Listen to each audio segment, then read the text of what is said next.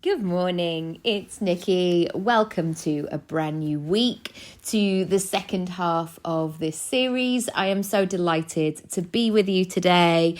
I've got loads of stuff to share this week. So if you are not subscribed, if you are not in the groove with this, feel free to do that wherever you listen to your podcast. Also, I'll share them on Instagram. Also, feel free to email me if you want to join my new newsletter. Once the new sign-up box is live, I'll point it in your direction, just so we're doing GDPR and all of that sort of stuff. And you can add yourself so you can get live updates. So if you haven't listened to the rest of the series, feel free to go back. But today I want to talk about, the phrase that I've got here and why I love speaking so much is consistent marketing without consistent energy. This has been a really interesting place to play in for me. And it's one that I guess I'm constantly reverting back to. I was having a chat with somebody over the weekend and trying to find that sense of balance in my life. And this sense of balance is one that many of us haven't necessarily been taught. And I found that in some areas of my life, everything was becoming a bit optional. And so, for example, I'm going to just give you an example of my diet and fitness. So my fitness became, the general thing was I didn't really exercise. And then occasionally, when I felt like it, I would exercise. Likewise with my diet, and sugar is my big thing. Like, I know it is for so many of us, but most of the time I would have sugar, and occasionally, very, very occasionally, I wouldn't. And I was explaining this to somebody the other day, that I wanted to shift this around, that I wanted the exercise to be something that was the consistent, and the time off where I didn't exercise, I didn't do anything, would be the few and far between. And this is not climbing mountains or doing assault courses every day. This is literally moving my body. So whether it's a walk, a run, a swim, a big clean from top to bottom, a yoga class, a dance class, a stretch, whatever it might be, but something that gets my heart going, something where I feel like I've moved. And so then looking at the occasions where, you're ill or you're tired, and having that wiggle room within it. Because also I know with this consistency, I'm actually not very good if I have to do something each and every day. It's really, really difficult, especially if I need wiggle room, and it has to be really doable. So I've been doing my Spanish for, I think it's 135 days. And I will admit there's about 4 days that I haven't done, but I have like points within there. So I have like a free streak. So I'm still continuing my free streak. But generally that's been okay because I can tick off my Spanish thing in sort of 4 or 5 minutes a day. Well, I have that. But if I had to commit to something that would take an hour or 2 hours, I don't necessarily think that I could do that. You may say it's a limiting belief, but that's just where I'm up to in my life. So I'm going for the general consensus. I'm going for 80, 90%, not 100%. It's not doable right now. Likewise with the sugar thing. I've recently had a month of sugar and I felt really great for it. I felt like it just reset my system a little bit. I realized I wasn't quite as addicted to it as I thought I was. And then I went on a hen weekend this weekend and I had all the drinks, all the cocktails, all the Prosecco, all the crisps, all the sweets, all the cake, all the puddings, and really enjoyed myself. But today, Monday, I'm going to see if I can just ease off a little bit and find that balance where I'm not going, right, okay, I'm going to do all of the things, but get back to that place for me, and it's different for everybody, where I generally feel good if I have less of it. And that's all it is. But how does this relate to what I want to talk about today? This sense of consistent marketing. Again, I am not somebody who feels that they can show up each and every day, 7 a.m. and do a mini training for people live. I'm just not in that phase of life at the moment. I've got 2 small children. If Matt is away, I am the person who is getting up with them, making breakfast. And my children are not those children that kind of slide into the day and go slowly and just sort of get a bit cozy on the sofa. They're those children who are like, right, when are we eating? What are we doing? Shall I pack my bag? Let's go. And I'm like, it's 6:20. We don't need to go anywhere. But this sense of how I can consistently market, and what I mean by market really is help people and share my message and support people and give people what they need without consistent energy. I know when I was beginning 10 years ago, especially with my coaching practice, there was a real favouring of sales calls, like get people on a sales call, book your sales calls, Monday through to Friday and get 10 sales calls in a day. Like, it's a numbers game, people. And for me, that just doesn't work. It doesn't work energetically. It doesn't work necessarily for the other person, because that person may not be ready or at a place in their journey where they're ready to commit and to pay.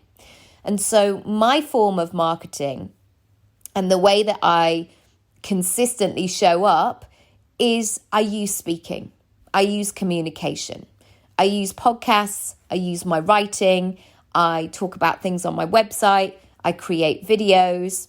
And what I'm doing throughout that is I'm supporting people, but I'm making that work for me. So today is Monday and I have a full day of childcare. My child is at a holiday camp, my daughter is at nursery, and today I can be in the groove of it being a working day. Tomorrow, not so much. I'm going to be doing various things. I'm actually going to, I'll tell you about that later in the week, but I'm really excited about it. It's something Matt bought me for my 40th, so I'm going to do that. And so the hours that I work tomorrow, because children are off school as well, are probably going to be 1 to 2. But do I want to consistently market my business? Absolutely. But do I have full-time energy to do that tomorrow? No, I don't. So the way that I'm planning my week is really thinking about how I can get ahead of myself, how I can be in support of the business that I want to build, but also being in support of my clients and potential clients too. So here are a few ways that you can play with this and make it practical for you. I want you to consider what it would be like if you were creating a rhythm for yourself. And I'm using the word rhythm, and hopefully it will connect with you, of when you know you're in a groove, when you're in consistency, when you're generally feeling like, if it was a graph, like you are in the middle. You are in that sort of nice pace, feeling good, and it's something that you can maintain. So one of the things that has helped me with that, to create a rhythm, is I plan in advance. So the series that I'm sharing with you now, and I know speaking, my podcast, it helps me connect with people. Today is episode 6 of 10, but I know what all 10 episodes are going to look like. I know where I need to get to. I know the marks that I want to hit throughout the day. So for me, that really helps me to feel in a rhythm, because when I sat down today to record this for you, I know what I'm talking about because I'm in the groove. I know where I am in the sequence, and I'm not expending energy each and every day going, oh gosh, what am I going to make a podcast about today? We've heard so often from leaders, Barack Obama, who used to wear the same shirt and trousers, hopefully not the exact same item, but the similar thing.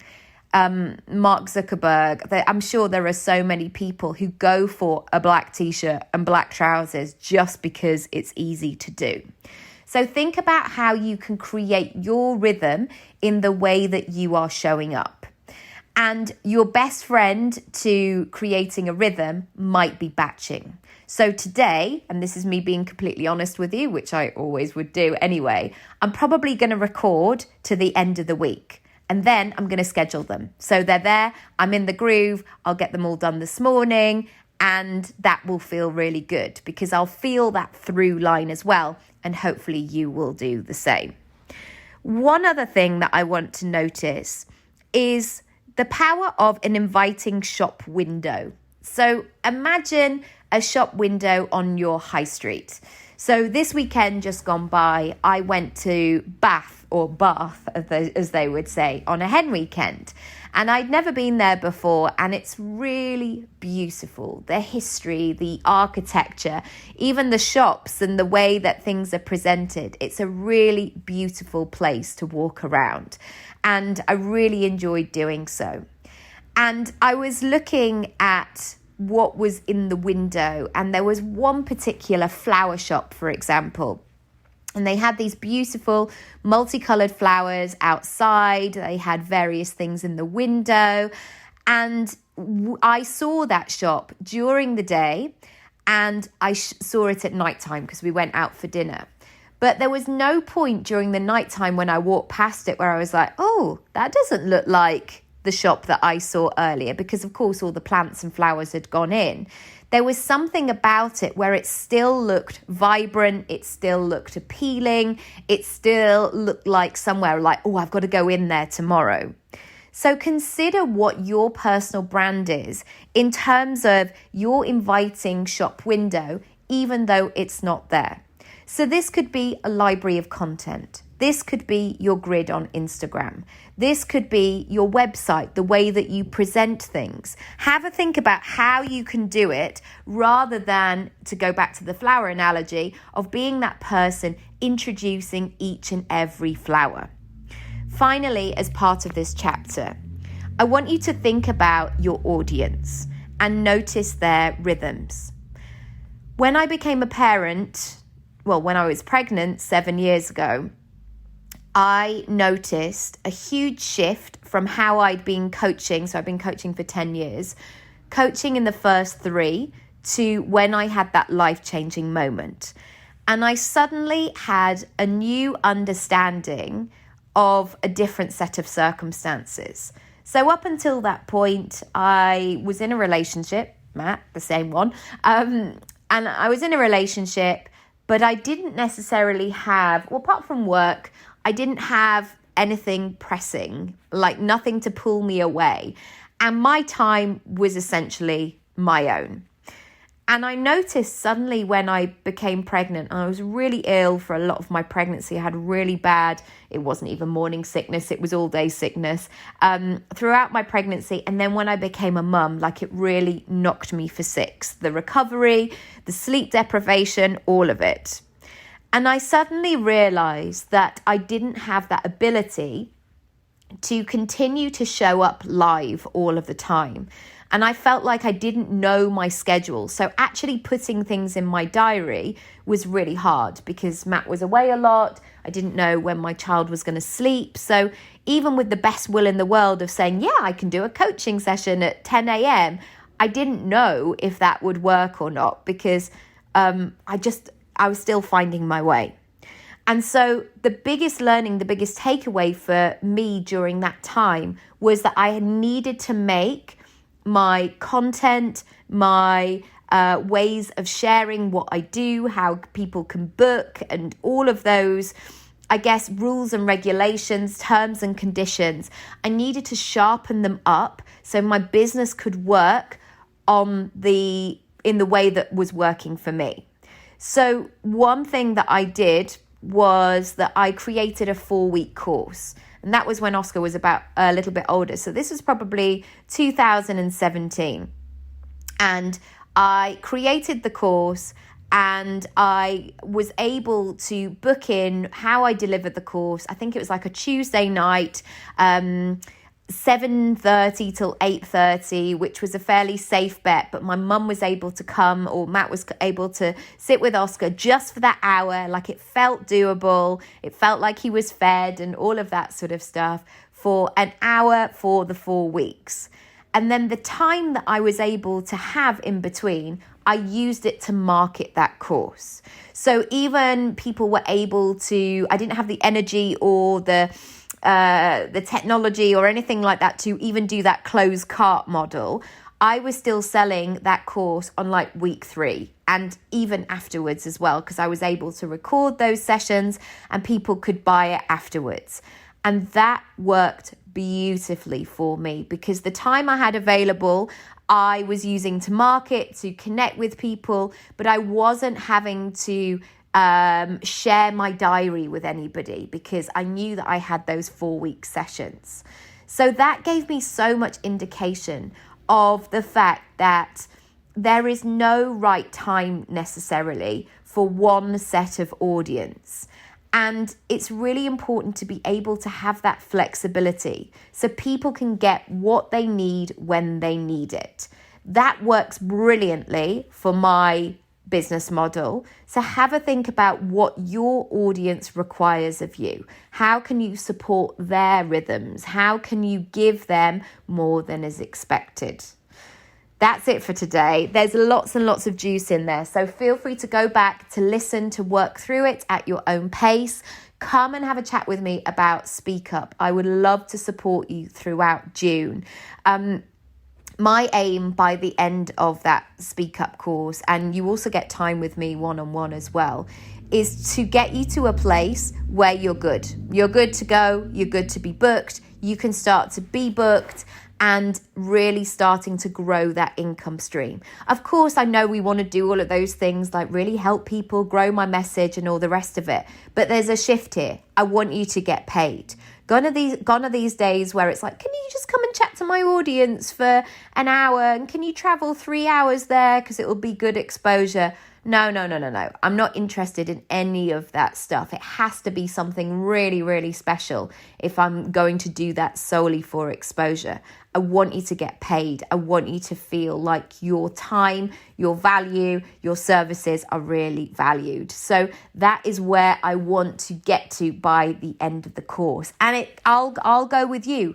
You can go as quick as you like. You can make it pacey, or if you need a bit longer, you can do that too. All right.